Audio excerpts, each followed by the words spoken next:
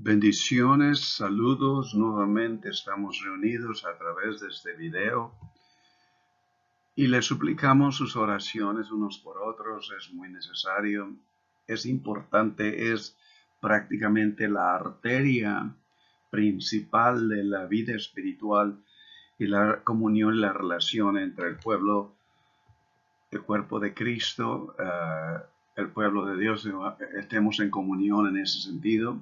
Unos por otros, no necesitamos decirnos unos a otros que estamos en oración, oremos siempre unos por otros. En esta ocasión les invito a ustedes a venir a la Escritura. Vamos a leer en el Apocalipsis capítulo 21, versículo 10. Y continuamos en el capítulo 21 del versículo 21 hasta el final del capítulo.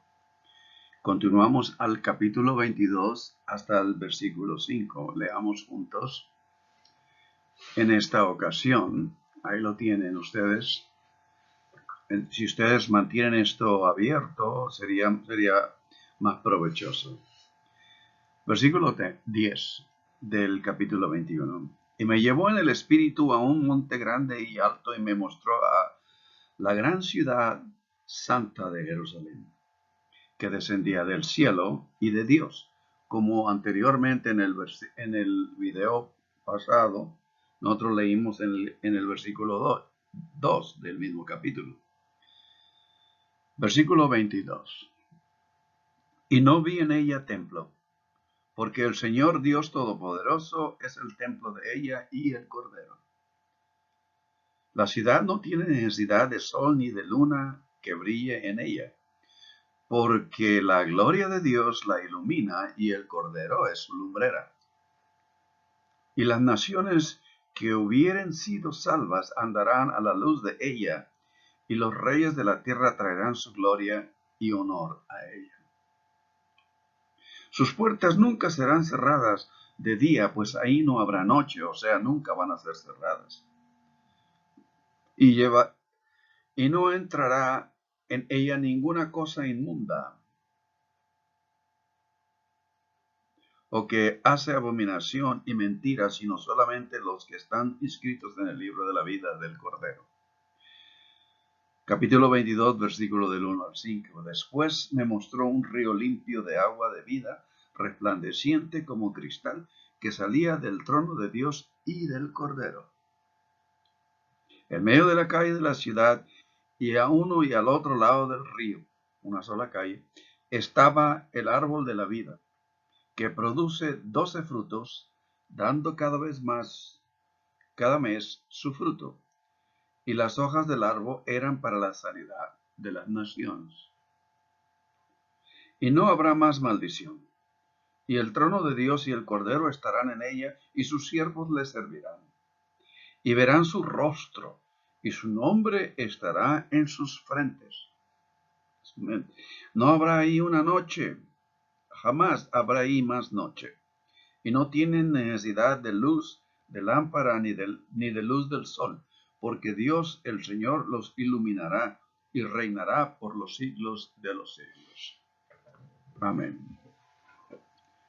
La Biblia proporciona múltiples narraciones en las que las personas suben hacia los cielos, como en esta que acabamos de leer. Versículo 10 del capítulo 21, me llevó en el espíritu a un monte grande y alto, y me mostró la gran ciudad santa de Dios. Las personas suben hacia los cielos para comunicarse con la deidad. Para muchos de nosotros, viajar a las montañas está relacionado con el tiempo de recreación personal, retiro, estudio. Ascendemos para ganar perspectiva y un ángulo de visión diferente. Recuerdo, por ejemplo, en la ocasión en la que mi esposo y yo estuvimos en un monasterio en Tulsa. Estuvimos ahí por toda una semana de intenso estudio del lenguaje griego y siempre desde las 6 de la mañana hasta la medianoche estuvimos estudiando este idioma por toda esa semana. Y nos sentimos mentalmente transportados a otro lugar. No fue una experiencia en ninguna manera como la que estamos describiendo en Revelaciones, pero fue una transportación de lenguaje, de entendimiento y claridad. En ese sentido, nosotros entonces vemos en el libro de Revelaciones, el libro de Apocalipsis, estamos viendo un sitio de construcción divino. Desde el punto de vista que Juan nos permite, se pueden ver con claridad cambios dramáticos que está provocando la acción de Dios. Hemos sido puestos en un lugar en el que podemos presenciar la culminación del plan de Dios para la humanidad en este último capítulo de la Escritura. Los puntos altos de las montañas se ven como lugares elevados, tradicionales. Ofrecen una mezcla más cercana de lo divino y lo mortal. Es cuando estamos en la montaña y vemos lo impactante de los panoramas que nos sentimos muchas veces más cerca de una reflexión espiritual. En ese sentido, ascendemos para ganar perspectiva y un ángulo o visión diferente. Lo que solo se puede discernir por parte o parcialmente desde el nivel del piso, del suelo, abajo, en la planicie, se puede captar mejor desde lo alto, donde se puede ver el panorama entero. Esto es, en esencia, el mensaje del Salmo 23. Si ustedes que lo han casi memorizado prácticamente, al empezar diciendo que si Dios es mi guía, mi pastor, nada me va a faltar, y empieza en una jornada de 6 versículos. Atraviesa por los delicados pastos, aguas de reposo que describen tiempos de tranquilidad, de calma, hasta de bendición, de prosperidad, pero luego describe también los valles de muerte, sombra de muerte, donde uno atraviesa días difíciles, días de conflicto, días de quebranto, días de pérdida, pero Dios siempre dará su unción. Y al final, en el versículo 5 del Salmo, dice, aderezas mesa delante de mí en presencia de mis angustiadores. Esto habla de las mesetas de la montaña, de los lugares altos allá, las planicies, en la parte alta de la montaña, en donde las ovejitas y el pastor llegan, y desde aquel lugar uno observa todo el camino que estuvo recorriendo, el lugar del valle donde se encontraba en un tiempo, donde no se veía, no podía ver nada, estaba rodeado de toda la foresta. Y una vez en el lugar alto empieza a ver todo el camino, y la conclusión del Salmo es, en verdad, como dice el Evangelio cuando Jesús habla, ciertamente el bien y la misericordia me seguirán todos los días de mi vida.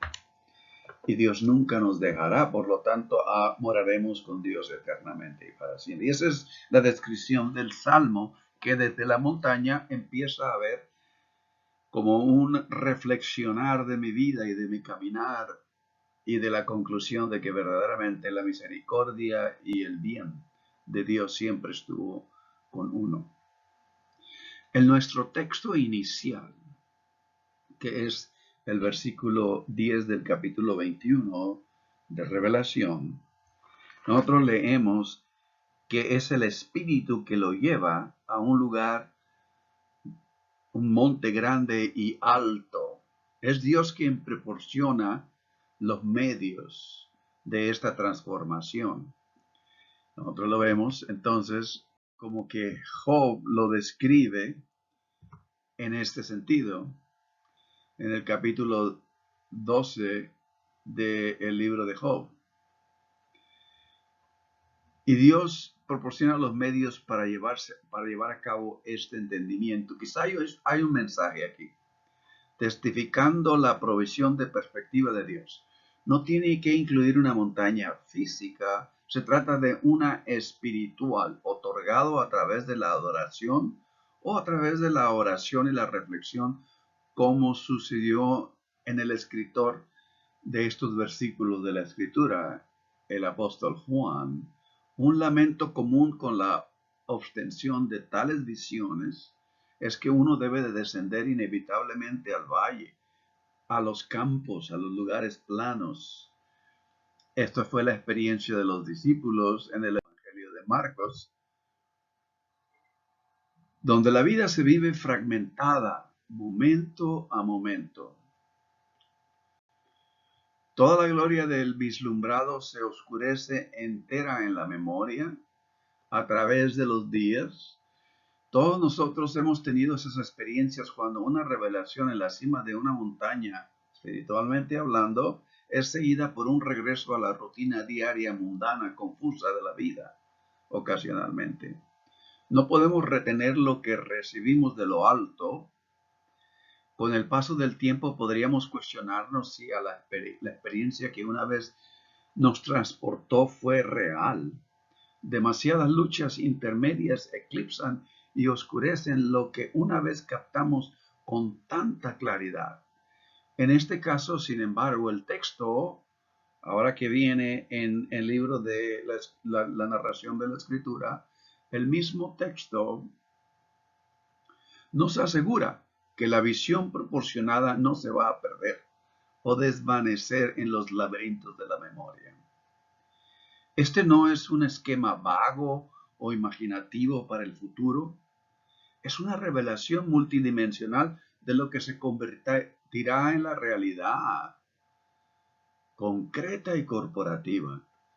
A medida que el texto continúa en el capítulo 22, aprendemos que a través de la acción de Dios, de la iniciativa de Dios, la experiencia de la cima de la montaña y el lugar común donde se vive fragmentariamente, se unirán permanentemente. La tierra y los cielos, como antes hemos dicho, vienen a unirse totalmente. Y esto es en la manera en la que nuestro de revelaciones, Apocalipsis, termina en esta lección de hoy. ¿Cuál es el fundamento de esta revelación y el significado de todo esto? En primer lugar, recordemos que Juan estaba en el Espíritu en el día del Señor, dice al principio del libro. Esto nos indica, obviamente, que nuestra relación con Dios esencialmente está basada en lo que sabemos de Dios.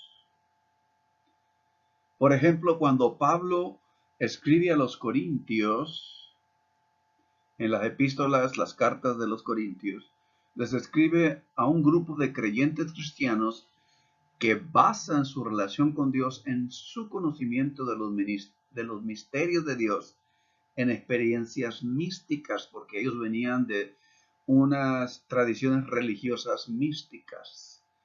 Por lo tanto, puesto que fueron enseñados por Pablo, por Pedro, por Apolos,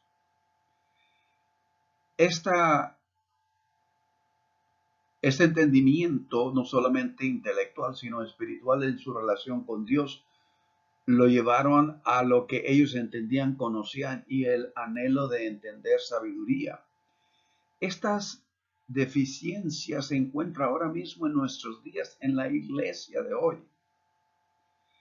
Cada movimiento espiritual entusiasma a la gente por saber más de Dios y eventualmente se enfría y se convierte en una nueva denominación y se llena de credos y de entendimiento de lo que se recibió. ¿Cuál es el credo correcto, la doctrina correcta? Dios ha estado tratando con su pueblo sobre esto desde la antigüedad. Es Isaías, el profeta, el que escribe esta porción y nos describe a este pueblo.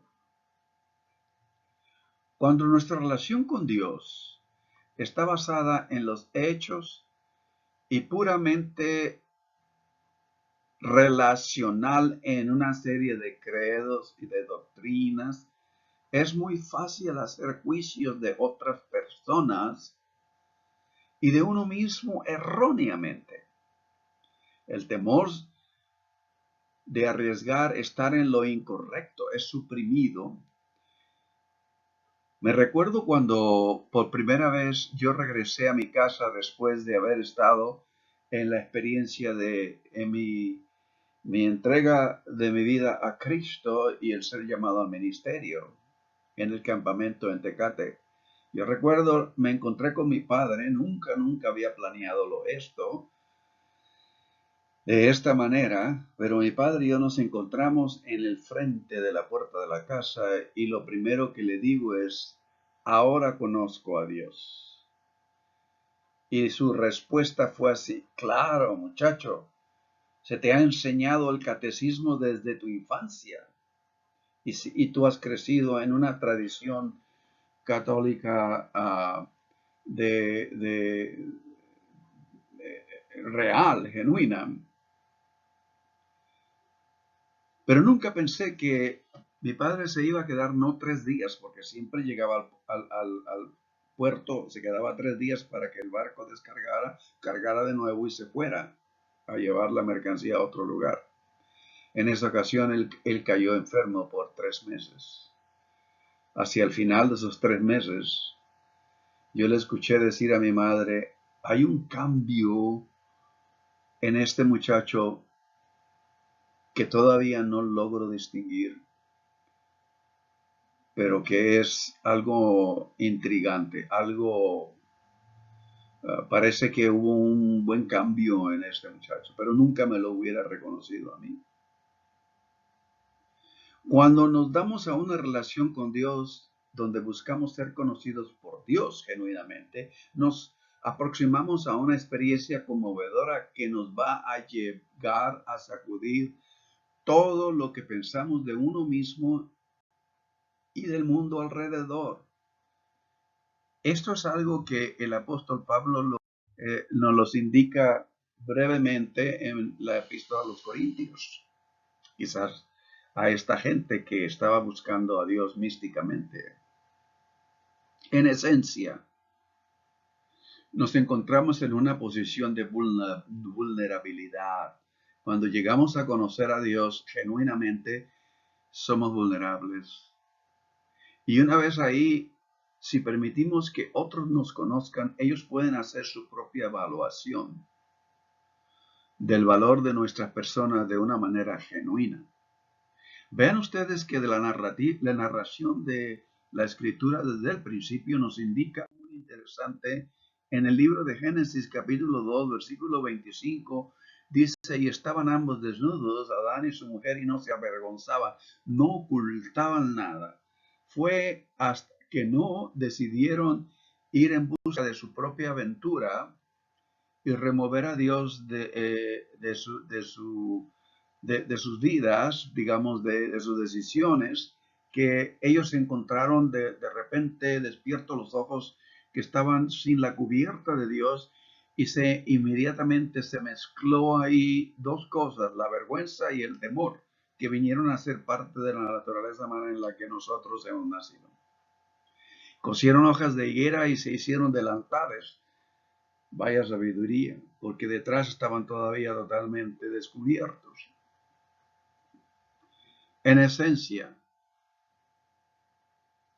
cuando nosotros verdaderamente dejamos todo a un lado y somos como Dios nos ve y nos encontramos en una manera de vulnerabilidad con Dios, como Dios se relaciona a nosotros también, entonces cuando otros nos llegan a conocer, nos conocen genuinamente, porque nos han conocido realmente como quienes somos y de esta manera, al llegar a conocernos así, les damos el poder de ser impactados por uno y a la vez uno ser impactado por ellos. Si esta relación se llega de esta misma manera en un intercambio, en esencia les damos la opción de que nos amen genuinamente o de rechazarnos. En fin, uno debe de confiar a la vida de uno si uno busca relaciones sólidas y reales. ¿Cuántos de nosotros no hemos siempre pensado que algún ser amado no nos ha llegado a conocer genuinamente. Es a través del proceso de ser conocido que uno verdaderamente llega a conocerse a uno mismo y aprende a conocer a otros. No hay otra manera de vivir genuinamente. Ser conocido por Dios es una de las más grandes pasiones de Dios. Su mayor voluntad es que todos tengamos la experiencia de llegar a ser conocidos por Dios. Lo que Jesús en una ocasión llamó en espíritu y en verdad. La mujer samaritana, por ejemplo, en el capítulo 4 de Juan, ponía sus valores más fundamentales de su relación con Dios en el lugar externo, en el templo. Cristo le llama a la esencia de las relaciones. Vean ustedes en el Evangelio de Juan, la verdad, dice Jesús, eventualmente os hará libres. El conocer no es un acto intelectual, sino se encuentra en una relación. Y es en esencia, no es un ejercicio mental, intelectual, sino es más bien el entrar a una relación real, genuina. Dijo Jesús, yo soy el camino, la verdad y la vida. Dios anhela apasionadamente ser conocido por nosotros, no solo por lo que esto hace por Dios, sino por lo que esto hace por nosotros. Cristianismo no se trata de estar correctos sobre las cosas de Dios, sino de ser amado por Dios en esencia y saber esto en todo el ser de uno, espíritu, alma y cuerpo. Jesús lo enseñó en una ocasión de esta manera, hablando de el mayor de los mandamientos. En otras palabras, no podemos conocer a Dios si no experimentamos el ser conocidos por Dios. El grado en que uno conoce a Dios está directamente reflejado en la experiencia de ser conocido por Dios. Y el grado en que uno es conocido por Dios es reflejado en la manera en la que uno es conocido por la gente que le rodea. En otras palabras, la relación de uno con Dios es un reflejo directo de lo genuino de las relaciones de uno con sus semejantes. Me temo que muchos creyentes cristianos no han experimentado lo que significa ser conocidos. Consecuentemente, tienen una experiencia limitada en abrirse a sí mismos a Dios en esta manera. Muchos hemos creído, y la gran mayoría de nosotros en realidad, hemos crecido en familias en las que nuestra vida emocional fue desatendida o abrumada, agobiada por los padres o adultos que se encontraban sobrecargados de sus propios conflictos emocionales, de no tener la experiencia de ser conocidos genuinamente. En esta forma de virus generacional, se filtra cautelosamente hasta la más íntima fibra del carácter de cada miembro de la familia. De acuerdo con la neurociencia médica, de esto vimos bastante, hasta en la manera en la que el sistema nervioso de cada persona se llega a formar, es a consecuencias de inestabilidades mentales, emocionales, de la manera en la que su contexto familiar, en la que uno crece. La falta de nuestros antepasados de reconocer y tratar, comunicar, hablar franca y abiertamente de las emociones y preguntas de sus hijos en su crecimiento y desarrollo, trae consecuencias de toda una vida. Los hijos son dejados incapacitados sin saber cómo tratar y aprender de sus estados emocionales. A cambio, solo aprendieron a celosamente cuidar de cerrar la puerta de sus sentimientos. Esto hace difícil llegar a conocer y ser conocidos por sus semejantes, y sobre todo, ser conocidos por Dios. ¿Qué si tuviésemos las herramientas dadas por los recientes descubrimientos sobre el cerebro, nuestras relaciones y cómo nos impactan y forman en el proceso de ser conocidos. Creo que hay un texto que nos indica o se relaciona de cierta manera a este tema, que si el Espíritu Santo nos está trayendo esas herramientas como un medio de invitación a una vida llena de la gracia y la aventura de Cristo. Grandes posibilidades de vivir en la experiencia de la intimidad de la comunión con Dios en una transformación total del ser de uno. Todos anhelamos esto. Todos hemos nacido en esta búsqueda. Oremos en esta ocasión.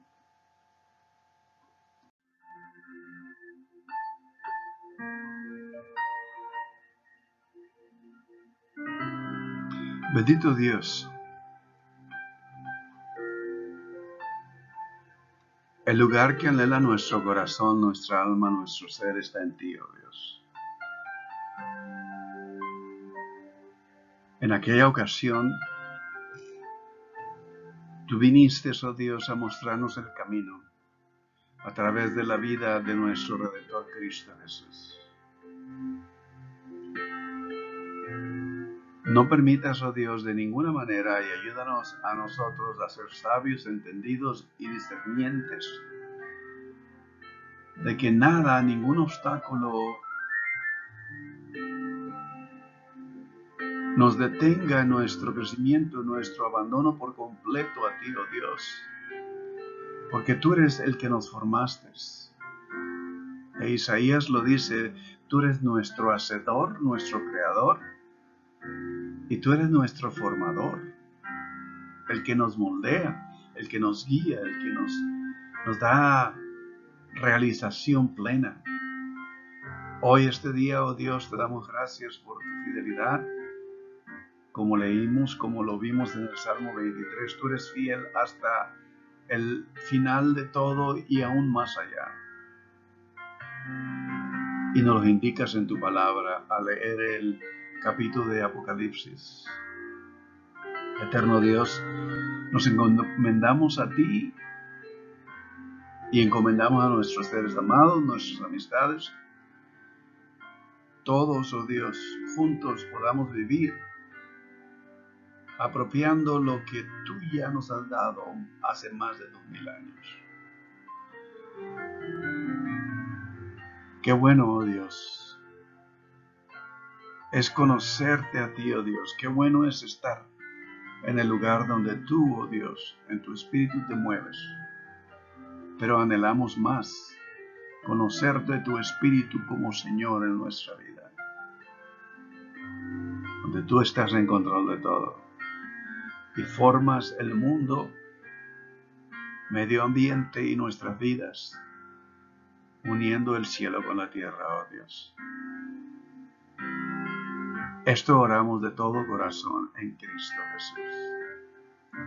Amén, oh Dios.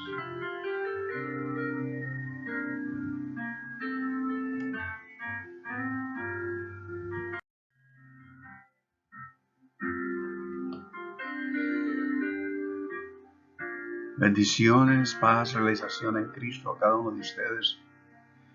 Estaremos próximamente reunidos.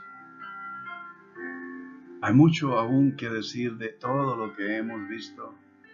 Que Dios en su misericordia, en su gracia nos guíe para que nuestra vida se forme en una completa condición saturada de su Espíritu en todo, en Cristo Jesús. Dios les bendiga a todos ustedes.